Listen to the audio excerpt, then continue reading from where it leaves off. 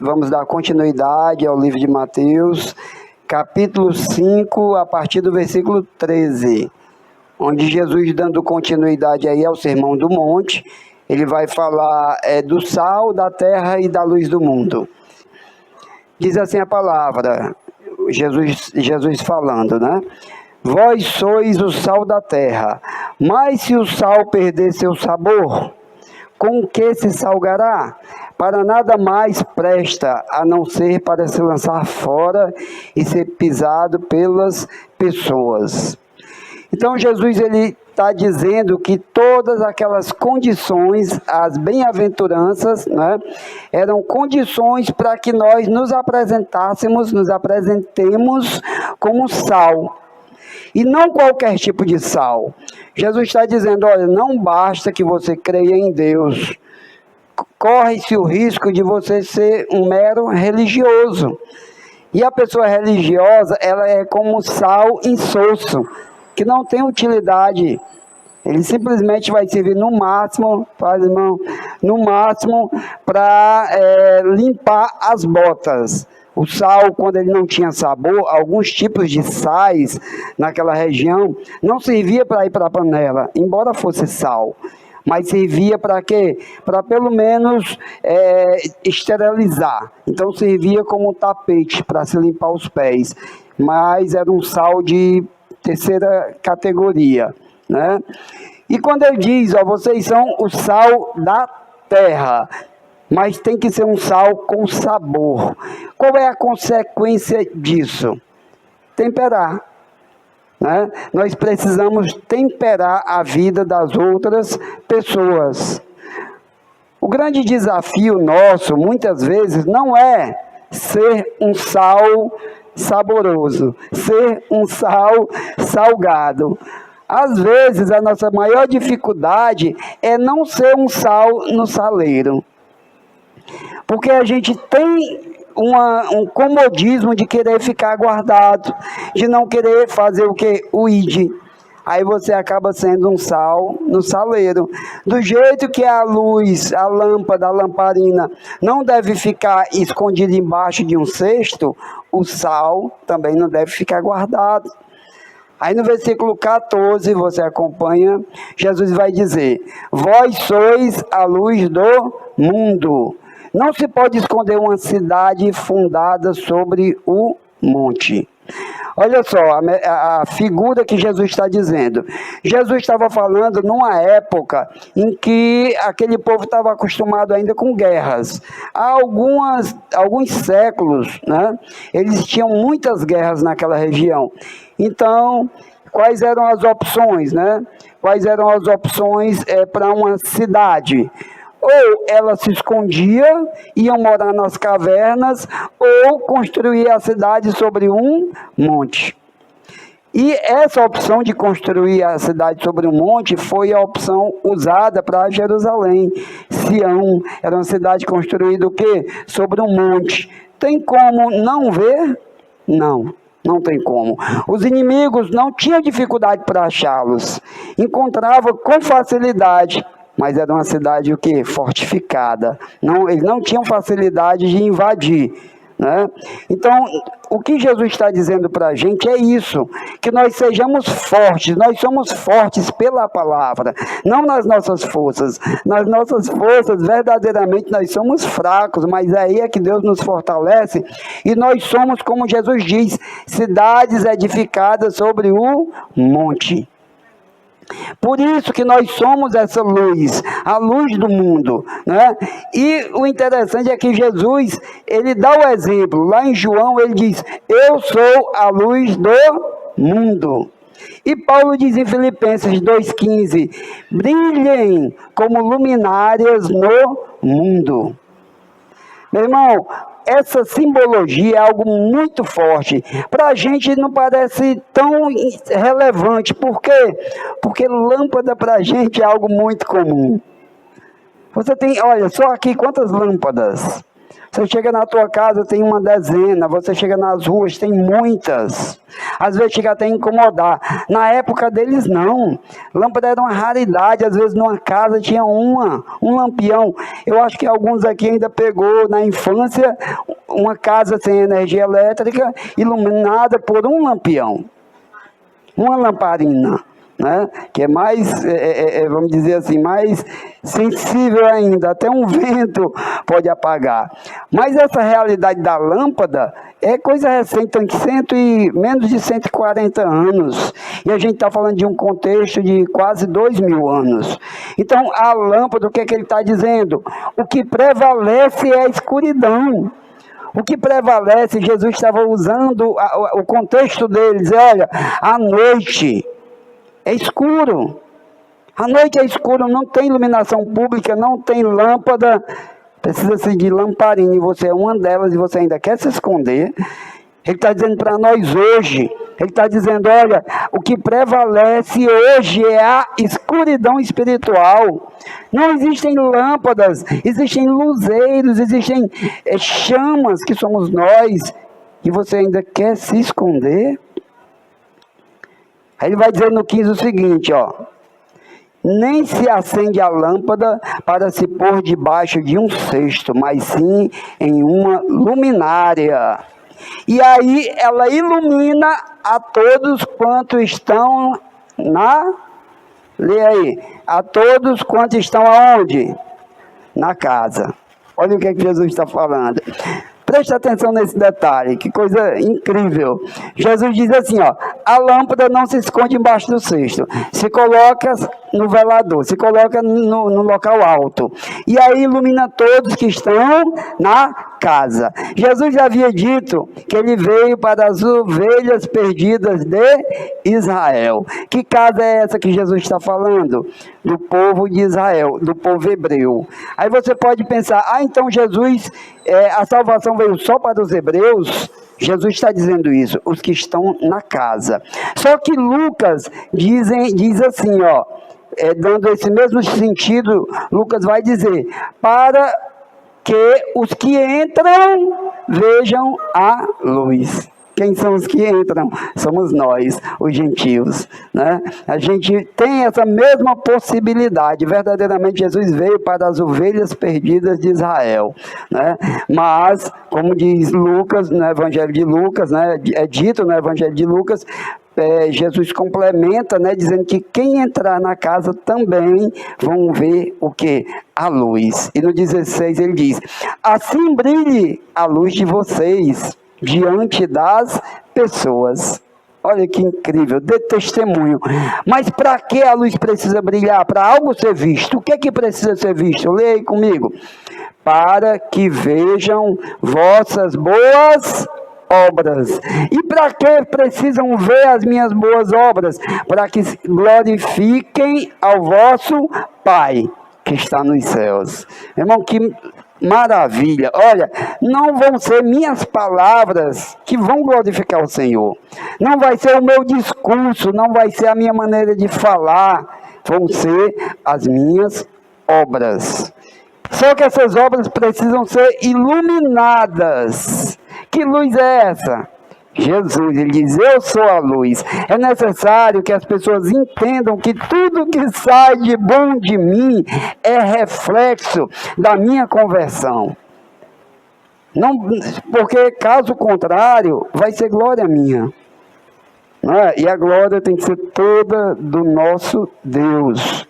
Né? Jesus está dizendo aqui, está nos incentivando, nos movendo a desenvolver um amor ao próximo e um serviço a Deus. Aí Jesus vai começar a falar da lei, a partir do 17, né? Porque havia um questionamento.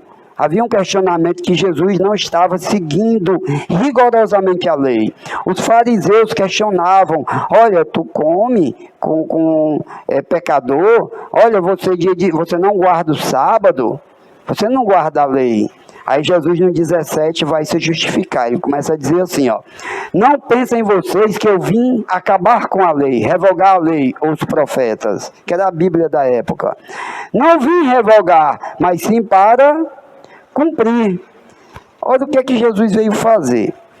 Essa é uma das questões mais complexas, que dependendo da denominação da igreja, vai ter um posicionamento diferente, né? Mas o que a gente sabe, né, lendo principalmente o livro de Hebreus, que não deixa nenhuma dúvida, que realmente Jesus veio para nos libertar da maldição da lei através da graça. Né? Jesus veio para quê? Para gravar em nosso novo coração a capacidade, o poder de ter obediência. Obedecer à lei, não pela lei. Entendeu? A lei em si, ela simplesmente manifesta aquilo que eu já faço ou deixo de fazer. A lei não cria uma conduta pecadora. A conduta é anterior à própria lei. A lei simplesmente revela o pecado. E na medida em que eu entendo que o pecado desagrada a Deus e sinto no meu coração o desejo de agradar a Deus, naturalmente eu vou cumprir a lei. Não observando a lei, mas sentindo a graça de Deus sobre a minha vida. Não por medo, mas por amor, por gratidão, por justiça à morte de Cristo na cruz. E não vai ser mais um peso tão grande. E verdadeiramente, vamos dizer, não que o cumprimento da lei em qualquer circunstância promova a salvação. A salvação é mediante a fé, é um presente de Deus, né? Mas aquele que tem essa salvação, naturalmente ele tem o desejo no coração de fazer a vontade de Deus e busca cumprir a lei. Precisamos só fazer uma distinção, porque existem leis morais, na Bíblia existem leis morais, existem leis cerimoniais. A gente não tem mais obrigação de cumprir leis cerimoniais. Existem leis que estavam condicionadas à própria cultura deles. Como, por exemplo, o irmão, né, o marido que morre aí deixa a viúva sem filhos. O irmão vivo tinha que casar com a viúva para poder dar descendência ao irmão. Isso era uma lei cultural, estava vinculada à cultura. Né? Mas hoje a gente vê irmãos fazendo isso, às vezes o casamento não dá certo, porque não era talvez nem da vontade de Deus, mas faz por quê? Porque está na lei. Mas a lei diz, por exemplo, também que uma pessoa coxa jamais poderia ser pastor. Quantos pastores nós tiraríamos do púlpito? Vou além, não poderia ter nem um nariz chato. Então eram leis o quê? Cerimoniais, leis culturais. Agora as leis morais, elas prevalecem, né? E Jesus vai continuar essa questão da lei, ó. Ele diz, ó, não vim revogar, eu vim para cumprir. Mas aí no 18 ele vai dizer algo mais, ó. Em verdade vos digo que, até que o céu e a terra passem, nem um jota, nem um tio, nem uma vírgula, nem um acento da lei passará, até que tudo se cumpra. E tudo se cumpriu? Ou ainda vai se cumprir? Pois se eu disser para vocês que eu entendo que se cumpriu na cruz do Calvário, Jesus, quando ele diz aqui, até que tudo se cumpra, ele está dizendo até que se consuma. E quando ele morreu, antes dele morrer, ele disse, testelestai, está consumado. Então, quando ele falou aqui, ele ainda iria morrer na cruz. Ele diz, até aquele momento, para os que creem em mim, nenhum tio, nenhum ponto, nenhuma vírgula pode ser tirado. Mas a partir dali, a escravidão da lei, a escravidão do pecado, porque a própria lei, né, aprisiona. Né? Então, a partir daquele momento da morte dele, para os que creem, a lei foi abolida. Então, deixa eu perguntar, eu não tenho necessidade da lei, eu não preciso da lei, eu preciso da lei. Por que eu preciso da lei? Porque eu não sei caminhar. Entendeu? Deus é o meu mestre, Jesus é o meu mestre, o Espírito Santo é o meu mestre. Ele se manifesta de várias maneiras, mas a mais importante de todas é por meio da palavra. Então eu preciso conhecer os preceitos, os mandamentos, os estatutos, as ordenanças, para que eu consiga andar na vereda da justiça, mas não por medo, mas pelo amor ao nome de Jesus. Pelo amor do meu nome, andai na vereda da justiça, como está lá no Salmo 23, entendeu? Então precisamos sim, a lei é o nosso mapa. Os judeus também tinham esse mapa? Tinha sim, mas eles não tinham a bússola é Jesus, quem dá a direção é Jesus Cristo. A lei é como se fosse um mapa. Eu lembro que quando eu fiz o curso de sargento do Exército, a gente formava equipes para localizar um determinado ponto numa mata. E o mapa, a gente tinha um mapa cartográfico, né, com várias dicas, com distâncias, com metragens, com azimuth, muitos termos técnicos. Só que tinha um rapaz no grupo que ele ficava com a bússola, ele era muito experiente. Ele usava a bússola e ele acertava todos os pontos, porque vários pontos intermediários até chegar ao último. Aí eu perguntei, rapaz, mas e o mapa? Então, eu até quis me zangar, você não está olhando para o mapa. Ele dizia, não precisa do mapa, basta a bússola, porque a bússola tem a direção, e eu estando atento, né? Então, na verdade, é Jesus Cristo, né? O Espírito Santo, por meio da salvação em Cristo, ele nos direciona, ele nos constrange. Ele vai nos advertir daquilo que é pecado, né? Ele como a palavra diz, né? A gente passa a conhecer o pecado por meio do Espírito Santo em nós. No 19 ele vai dizer, portanto, aí ele vai acolchar um pouco mais de novo, ele vai dizer, portanto, qualquer um que desobedecer a um desses menores mandamentos e ensinar as pessoas, será chamado o quê? O menor no reino dos céus. Porém, qualquer que os cumprir e ensinar, será chamado grande no reino dos céus. Olha o que Jesus está dizendo. Se você não cumprir os mandamentos, o que é que vai acontecer com você? Vai ser o menor aonde? No reino dos céus. Se você cumprir todos os mandamentos, você vai ser o quê? O maior. Aonde? No reino dos céus. Então, cumprindo ou não cumprindo, onde é que você vai estar? No reino dos céus. Isso por quê? Porque não é por obras da lei, não é pela conduta, é pela fé em Jesus Cristo, de uma forma irremediável. Não tem dúvida, no reino, ou menor ou grande, é no reino. Agora é óbvio que se eu não procuro fazer a vontade de Deus, mesmo crendo, mesmo sendo salvo genuinamente, eu vou me arrebentar, eu vou sofrer, eu vou pagar duras consequências. E eu tenho que ter muito cuidado também, porque pode ser que eu pense ser um crente, um convertido e não ser. Se eu descumpro os mandamentos, se eu peco, se eu ando do jeito que eu quero, isso não me incomoda em nada, se eu não tenho amor, se eu não apresento nenhuma bem-aventurança, talvez eu não tenha me convertido. O problema é esse, muitas vezes você vê uma pessoa, a Bíblia diz, Paulo diz, examine-se o homem a si mesmo. Então esse exemplo que eu vou dar é meramente pedagógico, mas no dia a dia não façamos isso. Se eu vejo um irmão que faz tudo errado, aí eu vou dizer, olha, ele vai para o inferno porque ele não está cumprindo a lei. Ele não vai para o inferno por isso. Ele vai para o inferno porque ele não creu, porque ele não se converteu. E é por isso que ele anda do jeito que ele quer. Embora ele esteja na igreja todo domingo, toda quinta, todo sábado, toda escola bíblica, porque ele fale como crente, mas ele não é.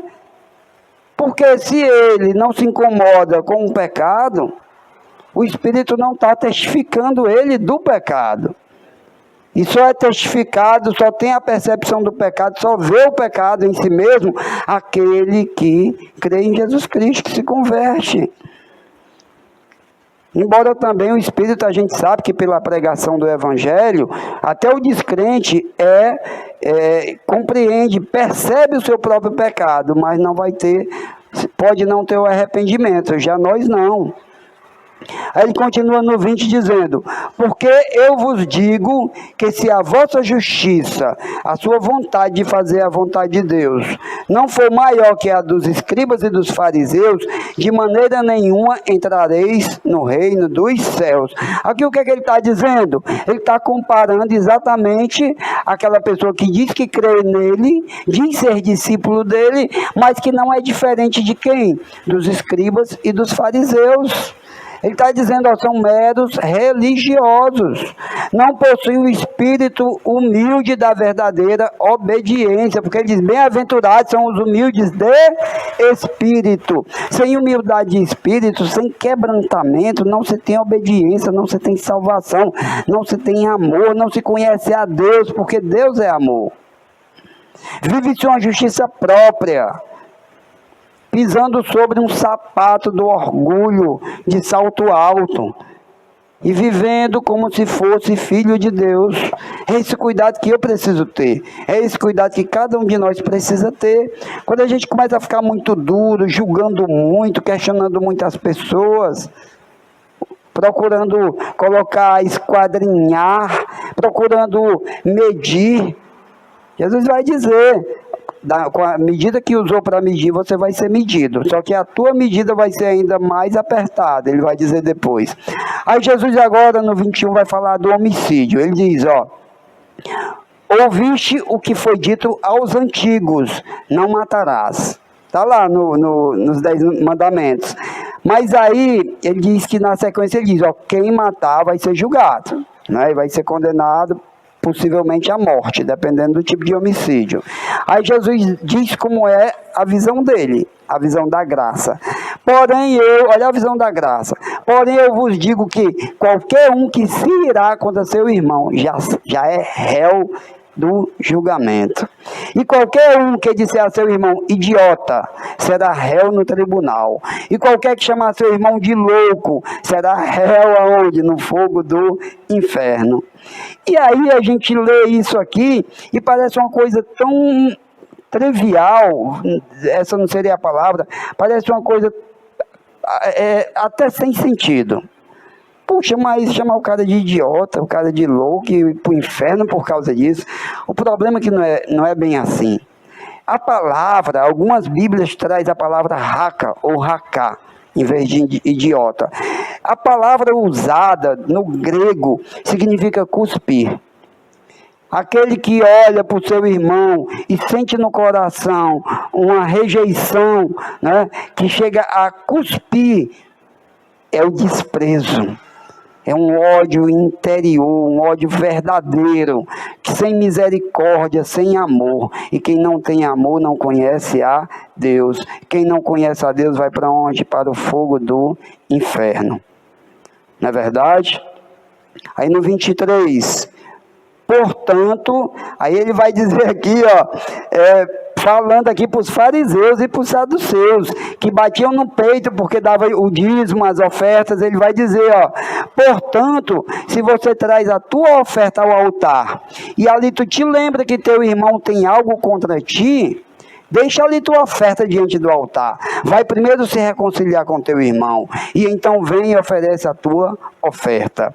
Observando que Jesus disse, se o teu irmão tem algo contra ti, não é você ter algo contra ele, porque você pode não ter.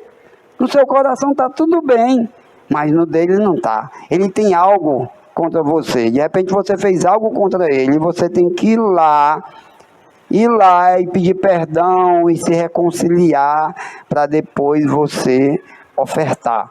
Isso já foi desde o princípio, Caim e Abel. Deus vê o quê? O coração. Ele diz, eu não quero sacrifício, eu quero o quê?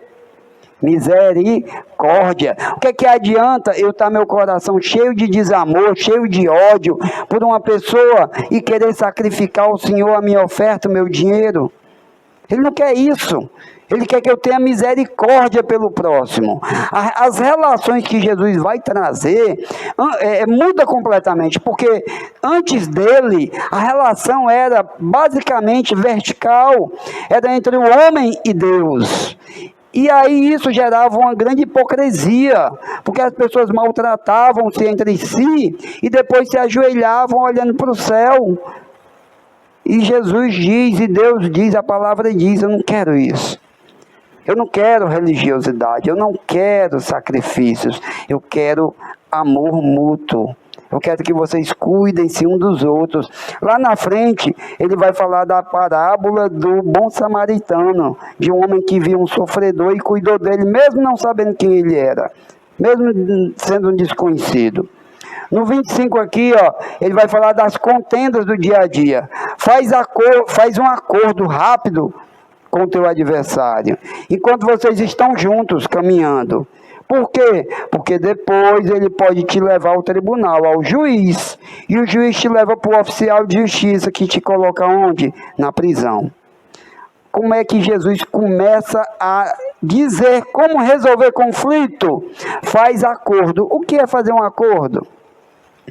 Não é ceder? Acordo tem que ser bom para ambas as partes. Eu digo que quero ir até aqui e você diz que não, eu só aceito até aqui. Não, pois tá bom, pois vamos dividir a terra assim. Aí um cede um pouco, o outro cede um pouco mais. Faz-se um acordo, ceder. E o que é ceder nos conflitos de relacionamento? Liberar perdão. Liberar perdão, eu preciso ceder, tá bom, tudo bem, a razão está comigo, mas me perdoe. Você pensa no seu íntimo, não, tudo bem, ele pecou contra Deus, ele me ofendeu, mas eu também não tive paciência, eu não tive tolerância. Me perdoe, meu irmão. Vamos fazer um acordo de paz, né? Vamos nos amar, vamos nos reconciliar. Para quê? Para não ficar ressentido. Vamos nos pacificar. Ele tinha dito, uma das bem-aventuranças é o quê? Bem-aventurados os pacificadores, né? Então ele está colocando na prática aqui. No 26, em verdade te digo que não sairás dali depois de preso pelo oficial de justiça, enquanto não pagar a última moeda. Meu irmão, ele está dizendo aqui de uma prisão terrível. Olha, tem muita gente com depressão, com ansiedade, com angústia, por quê? Por causa de raiz de amargura. Vive amargurado, foi ofendido, ofendeu e não libera perdão, não vai lá se reconciliar com o irmão, e aí fica com aquela ideia, aquela lembrança revigorando, rebobinando e pensando e ruminando e sofrendo, e ali fica preso e dali não sai enquanto não pagar a última moeda. E que moeda é essa? Enquanto não perdoar. Enquanto não perdoar, vai ficar preso. Por quê, meu irmão? Você tem que entender uma coisa, olha, a ofensa contra o irmão é a ofensa contra quem? Contra Deus. E Jesus está dizendo, esse teu irmão ofendido vai te levar para onde? Para o juiz. Só que no caso, o juiz se torna o próprio ofendido. É como você chegar num tribunal, né? Você vai disputar uma causa na justiça, e o teu competidor, né, aquele contra quem você está disputando a causa, de repente senta na cadeira de juiz. E é ele quem vai decidir. Perdeu, é derrota. Você tentar lutar contra um irmão é derrota. Você pode até ganhar no campo material. Você pode até humilhá-lo, você pode até arrancar dele o que é seu, materialmente falando. Mas no campo espiritual você vai ser preso espiritualmente. E enquanto não pagar a última moeda, você vai sofrer aquilo. Porque se você é filho de Deus, se você é cristão, você vai sofrer com a falta de conciliação. Amém? Vai ficar aquele crente na inanição espiritual. Às vezes tem muitos irmãos aí que é cheio de dons. O irmão que você vê, fala, prega, louva, e você fica arrepiado, você fica edificado, diz, meu Deus, irmão, Deus te usa, você profetiza lá na vida do irmão, e aí depois de 2, 3 anos não acontece nada. Nada, nada, nada, você se encontra com ele no mesmo jeito, não aconteceu nada. Por quê? Porque ele está lá preso até que a última moeda seja paga, porque ele não se reconcilia, ele não libera perdão, ele continua naquela angústia de remoer, de ressentir. Ficou claro isso? Agora Jesus vai falar do casamento, né? Ele vai falar do adultério. No 27 ele diz: vocês ouviram o que foi dito, não adulterem. Olha só, no 27 Jesus está falando de um ato exterior. E no 28 ele vai falar o que importa, que é o que? O meu coração. É como Samuel, quando chegou, né, para encontrar o substituto de Saul, para se encontrar com Davi. Qual é a impressão de Samuel? Ele quer ver, né, o mais forte, o mais alto. Do mesmo jeito com Saul, ele queria ver o mais alto, queria ver o mais forte. Aliás, com Saul, ele quer o mais forte, o mais poderoso, o mais vigoroso, o mais bonito. Lá com Davi, Deus vai dizer: olha, eu não vejo como os homens veem, eu vejo que o coração. E Jesus está dizendo: olha, não importa tanto assim se você não adultera, se você não pratica o ato em si. Basta, no 28 ele vai dizer: ó, eu vos digo que qualquer um que olhar para uma mulher para a cobiçar em seu coração, já adulterou com ela. Então ele está mostrando aqui que o verdadeiro adultério é a cobiça no coração, é o desejo no coração. Vamos tentar esclarecer uma questão. Nós, como seres, né, instintivos, vai acontecer, por exemplo, uma moça muito bonita passou e um rapaz viu e sente aquela admiração pela beleza, né? Aquela moça muito bonita, tal, passou. E aí vamos dizer assim, o limiar, é o ponto decisivo. Porque naturalmente você vai sentir o desejo de olhar. Não sejamos hipócritas. Do mesmo jeito, uma mulher pode passar um homem muito bonito e ela sentir o desejo de olhar. Mas aí o que é que Jó diz? Jó diz, sabe o quê? Para quem não lembra, eu fiz um pacto com os meus olhos. Ele tira o olhar. Jó tirava o olhar. Para quê? Para que não descesse ao coração. Paulo diz: se você se irar, não peque. Então o ato de se irar em si não é pecado. Por quê? Porque é algo que faz parte da nossa natureza e a gente ainda está com essa natureza. Até que Jesus nos leve. Não é verdade? Então o desejo carnal, ele vai existir. Agora, o que a gente não pode permitir é que ele desça. Se viu, se sentiu alguma coisa, vira a cara. Vira para bem longe. Se necessário, corre. Como José fez, correu. Né? Certamente a mulher era bonita. Né? Ele disse: não, vou sair daqui. E depois que ele correu, a mulher segurou na capa, ainda tentou mantê-lo lá, mas ele fugiu. Aí no 29, ele vai dizer, né, ele vai mostrar que não é só com relação ao adultério. Ele vai dizer, ó, se o teu olho direito te faz pecar, arranca e lança fora. Porque é melhor para ti perder um dos teus membros, né, do que todo o teu corpo ser lançado no inferno. Ele usou o olho direito, agora o que é que ele vai usar? No 30, e se a tua mão direita te faz pecar, corta e lança de ti, porque é melhor para ti que um dos teus membros se perca do que o quê? Teu corpo todo vá para o inferno.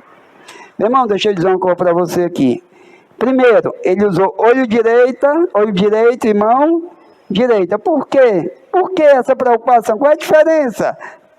Qualquer um dos olhos é importante. A mão direita tudo bem, mas o olho direito, por quê? É o olho da mira da flecha. Para mirar a flecha, precisava usando a mão direita, a não ser que fosse destro ou ambidestro, né? Canhoto. Mas, caso não, precisa do olho direito para mirar com a flecha. Porque como é que você vai lançar a flecha com o olho esquerdo? Não dá. O que é que Jesus está dizendo aqui, meus irmãos? É o que é mais precioso. Para eles, a defesa pessoal era algo muito importante naquela época. Eles eram um povo que vinham enfrentando, como eu falei, muitas guerras. E muitos queriam enfrentar mais ainda, entrar em novas guerras, e sem o olho direito e sem a mão direita. O que é que ele está dizendo? Jesus está dizendo, é o que mais tu preza. Se o que tu preza está te distanciando de Deus, joga fora. Aí entra tudo, smartphone, Facebook, até dinheiro, até um emprego, você pode ter que abrir mão. Não literalmente. Por que não literalmente? Eu vou dizer por quê. Porque se você for pensar em literalmente arrancar a mão direita, você vai pecar com a esquerda. Se você arrancar o olho direito, você vai pecar com o olho esquerdo. Se você não entender o que Jesus está querendo dizer, olha, você tem que ser estratégico. Você não pode ser tolo diante do pecado. Você tem que orar, você tem que vigiar. Você não escapa de uma cilada sendo tolo. Você vai cair na cilada, na armadilha. Então seja estratégico. Evite se você acha que tem uma queda por uma determinada pessoa, que determinada pessoa pode te levar ao adultério, evita aquela pessoa. Não tenha telefone dela, não tenha contato no Facebook, não seja seguidor daquela pessoa no Instagram, arranque aquela pessoa da sua vida. É isso que Jesus está dizendo. Aí agora ele vai entrar na questão do divórcio. Ele passou pelo adultério, e agora ele entra no divórcio. No 31, foi dito, qualquer um que se divorciar de sua mulher, dê a ela o quê? Carta de divórcio. É o que está na lei. Deixa eu só esclarecer uma coisa importante. Olha só, algumas pessoas podem achar a Bíblia machista. Preste atenção que isso é muito importante, tá? Lá no Antigo Testamento diz que se o homem não quisesse mais a mulher dele, ele podia fazer o quê? Mandar ela embora. Não quero mais, enjoei. Está lá no Antigo Testamento. Enjoei de você, vá-se embora. Está aqui uma carta, pode ir. Você pode se casar com outro, fazer o que você quiser. E essa leitura pode dar a impressão de que a Bíblia é machista. Só que, nessa época, antes dessa lei, sabe o que o homem podia fazer se ele não quisesse mais a mulher dele? Matar.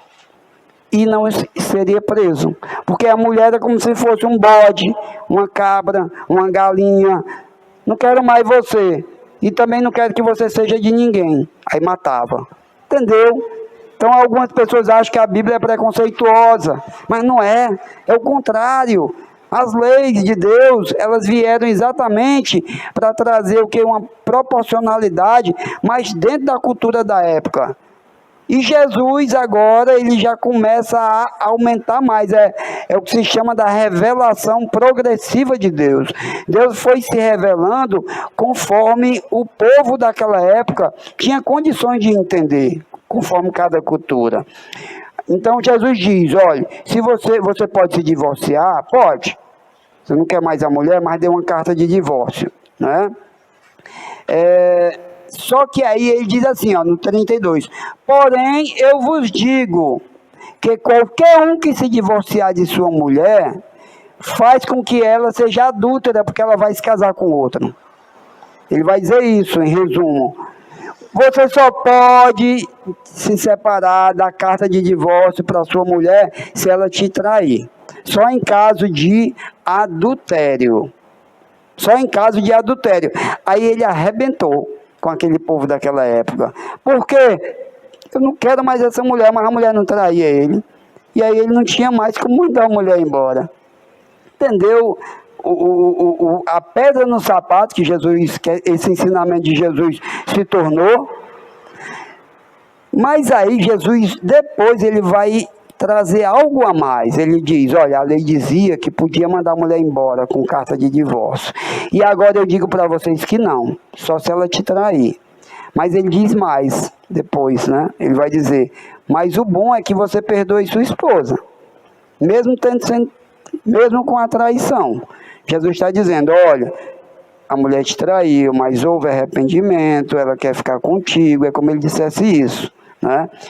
E aí, meu irmão, você tem que perdoar como cristão. Mas como eu entendo que o teu coração é muito duro, tudo bem se você não conseguir. Olha como nosso Deus é compreensivo.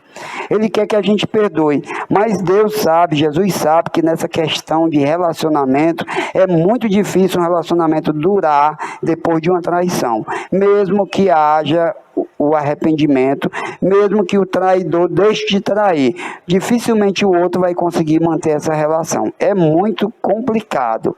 E nesses casos, Deus permite que o traído se separe. É um direito dele, mas sempre vai esperar que um se arrependa e que o outro perdoe. Aí agora ele vai entrar na questão de juramento, jurar. Os judeus gostavam muito de jurar. Tudo que Jesus está ensinando aqui era o que eles faziam. E aí Jesus vem exatamente para virar ele de cabeça para baixo, para mostrar que não é assim a relação com Deus, não é de condutas hipócritas.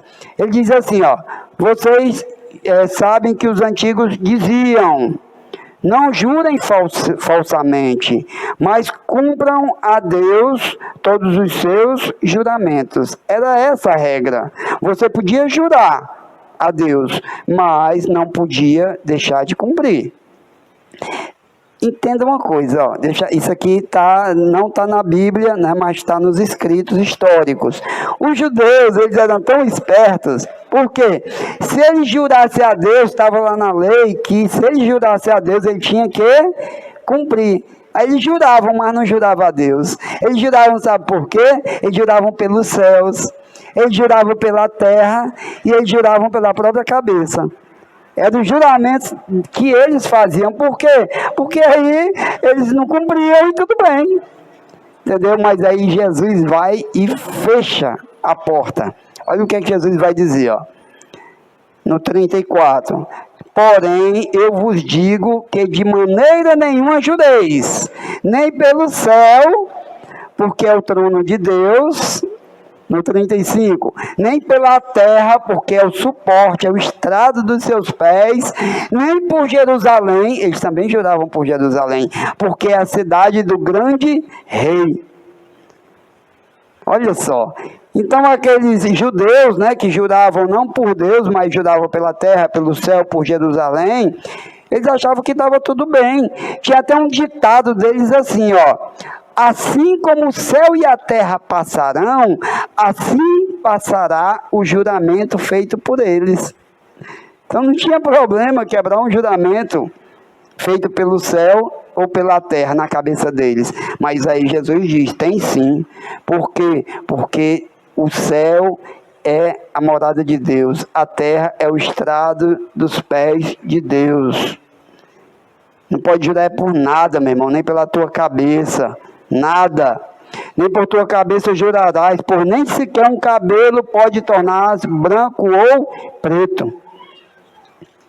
Então Jesus veio realmente para acabar com a hipocrisia religiosa, na verdade.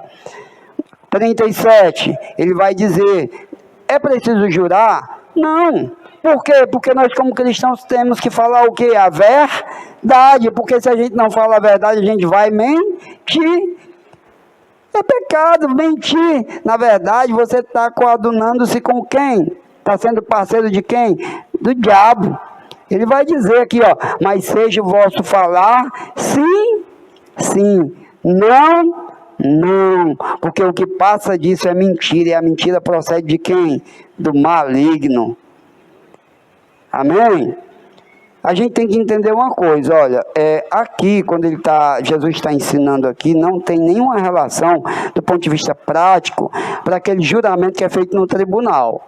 Por exemplo, você vai no tribunal, né, e tem que como testemunha, né, não é juramento, você tem um compromisso de falar a verdade e tudo. Em alguns países, sim, tem que jurar, né?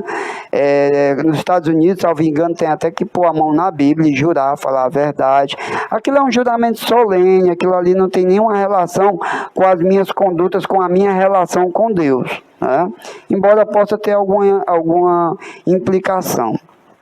Aí agora, Jesus vai falar da vingança. A vingança naquela época era muito comum. A pessoa, por exemplo, você me deu um soco, quebrou meu dente. Eu tinha direito de quebrar o seu. Você quebrou meu pé, eu tinha direito de quebrar o seu pé. Você quebrou minha mão, eu tinha direito de quebrar a sua mão. É tanto que está lá na lei, olho por olho, dente por dente, mão por mão, pé por pé. Tem uma lei bem anterior a essa, chamada Lei de Talião, né? Que também dizia olho por olho, dente por dente. E aí você vai dizer para mim, que lei horrível para estar na Bíblia. Olho por olho e dente por dente, que é isso? Quer dizer que se Deus dizia que se alguém furasse meu olho, eu podia ir lá e furar o olho do cara? A Bíblia diz isso. Absurdo? Não, absurdo era antes da lei, sabe por quê? Porque antes da lei, se o cara furasse meu olho, eu podia matar ele. E aí Deus faz o que? Limita. O máximo que eu posso fazer contra ele é o que ele fez contra mim. Compensar. Então, até aquele momento, o povo ia entender aquela revelação. Mas Jesus, que já veio o quê? Na consumação dos tempos, aí ele já traz outro ensinamento, né? Ele diz, olha, você ouviu que é olho por olho e dente por dente, certo? Aí no 39, mas eu vos digo que não resista a quem for mal contigo.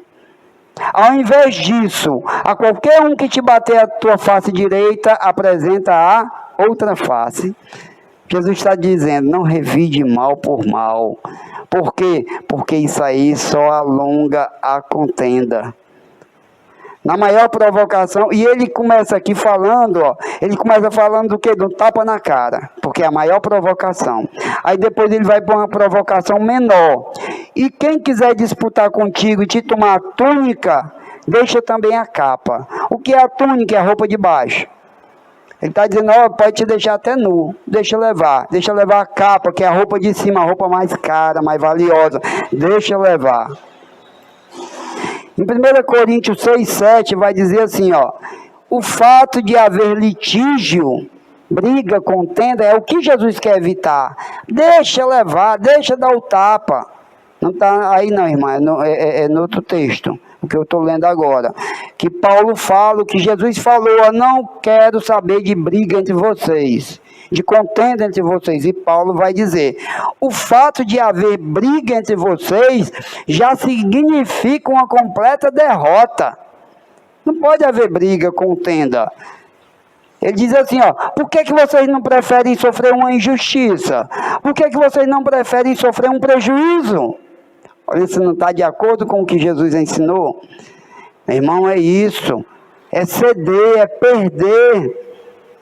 É difícil, é demais. Eu estou com um caso aí que eu estou sofrendo, orando, porque quando mexe principalmente na questão de dinheiro, R$3.500 aí que eu preciso, e eu fico, meu Deus, eu cobro, eu não cobro, entendeu? Eu entro ou não entro na justiça, porque Paulo diz, por que você não prefere ser injustiçado? Por que você não prefere sofrer o prejuízo do que entrar em contenda com o irmão? No 41 ele vai dizer algo, que também para a gente não tem significado, até a gente ter a explicação. E se qualquer um te obrigar a caminhar 1 milha, vai com ele 2. Que dificuldade de compreender isso, porque qual é o problema de caminhar 1 milha, dá quase 2 quilômetros. Alguém chega e diz, rapaz, vamos caminhar, show, tu é meu amigo, tu gosta de mim, me chamou para fazer um exercício, vamos. Só que o contexto aqui significa o que? Até na NTLH diz assim, né? A gente viu. Aqui significa servir de mensageiro compulsório para um soldado romano. É esse o significado. O soldado romano, que era inimigo, chega para ele e diz, vá até tal ponto levar esse documento para mim. Ele tinha que abandonar tudo que ele estava fazendo para poder obedecer. E Jesus está querendo evitar também conflito com o inimigo aqui no caso, que os romanos eram inimigos. Olha, ele te mandou caminhar 1 milha, vai 2. Aí no 42, ele vai aqui entrar no nosso contexto atual em uma questão muito complexa. Ele vai dizer, dá a quem te pedir, e não te desvie de quem quiser te pedir emprestado. Olha só. Você, pai, depois que eu estudando isso aqui, né, esses dias, Aí eu paro no sinal, o cara vem limpar o retrovisor, ele pede dinheiro. Eu paro, estaciono o carro, o cara vem, diz que está olhando o carro, num local que tem mais de 1.000 pessoas pastorando o carro, né? Num local que eu mesmo estou vendo o carro, mas o rapaz chega lá e diz que vai cuidar do carro e me pede dinheiro. E aqui diz, dá a quem te pedir. E diz também, não desviar-se de quem te pede emprestado. Deixa eu dizer uma coisa para você. A gente tem que entender o contexto. Salvo engano, a gente se coloca numa situação insustentável. Você não vai ter como. Você vai morrer de fome se você tiver que dar. Cada um que lhe pede, onde você para hoje, você não vai ter nada para você comer. Né? Aqui Jesus estava falando porque naquela época os judeus eram obrigados, eram chamados empréstimos forçados. O romano chegava para ele e dizia, eu quero 10.000 contos, sei lá, moeda, denários, quero que você me empreste tanto. Ele era obrigado a emprestar. E Jesus está dizendo, não entra nessa contenda, empresta. Se não tem, claro, não vai, mas se tiver, empresta. E a quem? Aos inimigos, aos romanos. Jesus está ensinando o que? Amar os inimigos. É tanto que ele vai dizer exatamente isso na sequência, no 43, ó. Vocês ouviram, amarás teu próximo e odiarás teu inimigo. Jesus está preparando o terreno para a conclusão, que a gente precisa amar os nossos inimigos. Mas deixa eu dizer só uma coisa para ti, ó. Jesus está dizendo, vocês ouviram o que foi dito, amarás o teu próximo e odiará o teu. Se eu disser para você que não tem isso na Bíblia, odiar o inimigo, não tem. Mas como é que pode? Jesus está dizendo, Jesus não está dizendo, olha o que foi dito, amar o teu próximo e odeie o teu inimigo, mas não está na Bíblia isso. Isso aqui estava nas doutrinas, isso era um acréscimo dos anciãos, dos fariseus, dos saduceus, e Jesus está dizendo, ó, você sabe que isso foi dito, mas ele não está dizendo que foi dito por Deus, mas realmente era dito na época, mas não por Deus. Deus nunca disse para se odiar inimigo, tá? Porque lá em Levítico 19, 18 diz apenas, ama o teu próximo como a ti mesmo. Não manda odiar inimigo. Deus nunca disse isso. Quem diziam eram os religiosos, foi o que Jesus usou aqui. Amém?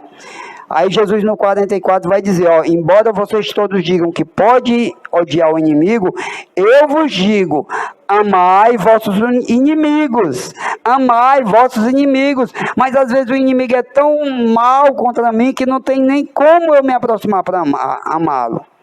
Aí ele dá a solução, ora pelo que vos perseguem. Não dá para amar, não dá para cuidar, não dá para estar perto, então ora. Amém? É a lei do amor, meu irmão. É a lei do amor, amar o próximo, amar o amigo, amar o inimigo. No 45 ele vai dizer, aí ele diz, ó, amar o inimigo tem uma grande consequência. Qual é a consequência? Para que sejais o quê? Filhos de vosso Pai que está nos céus. Porque ele faz seu sol sair sobre o mal e sobre o bom, sobre o amigo e sobre o inimigo, sobre o justo e sobre o injusto, tanto o sol como a chuva. O que que está se dizendo aqui, meus irmãos? Para que eu seja filho de Deus, eu preciso amar o inimigo. Então uma pessoa que ama o seu inimigo é filho de Deus? Sim ou não? Não. Para ser filho de Deus, tem que crer em Jesus. Vocês conseguem compreender que não é causa, é consequência? Amar o inimigo não é a causa de ser filho de Deus. Amar o inimigo é uma consequência daqueles que são filhos de Deus. Porque quem não é filho de Deus não conhece o amor, porque Deus é o amor. Na verdade, quem não crê em Cristo, na verdade, nem conhece a Deus, porque só conhece Ele a quem o Filho revelou.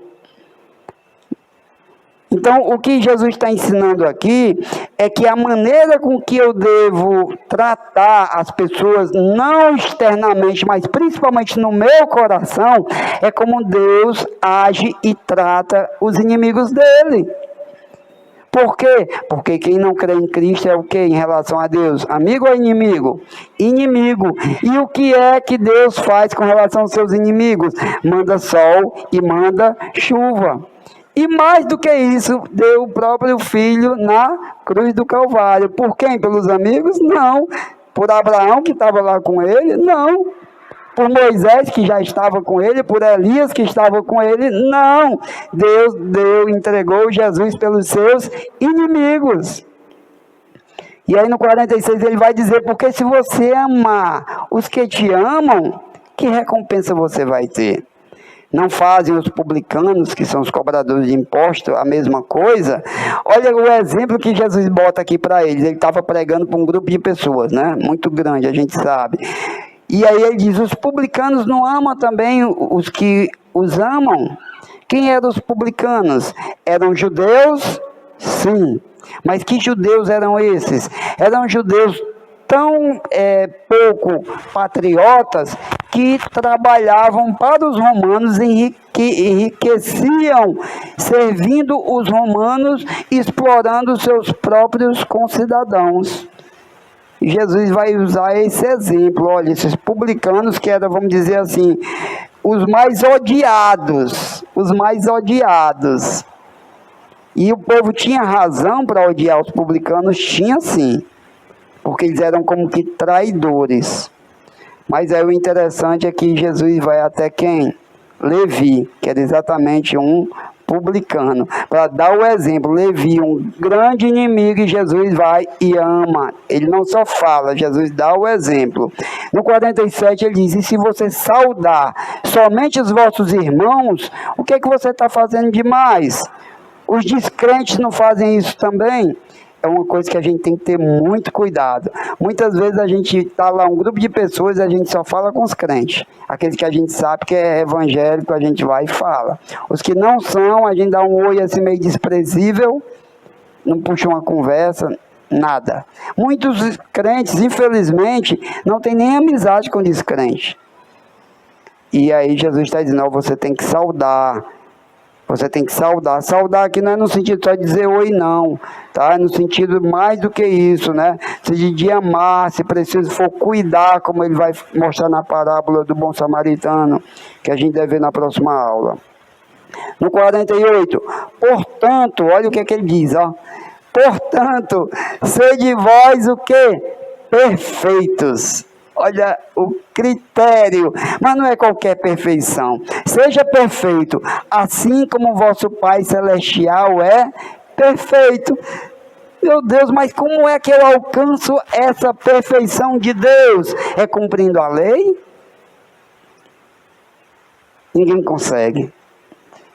A gente se torna parecido com Deus, amando os nossos inimigos, orando por aqueles que nos perseguem, tendo no coração e manifestando o verdadeiro amor do Senhor Jesus Cristo.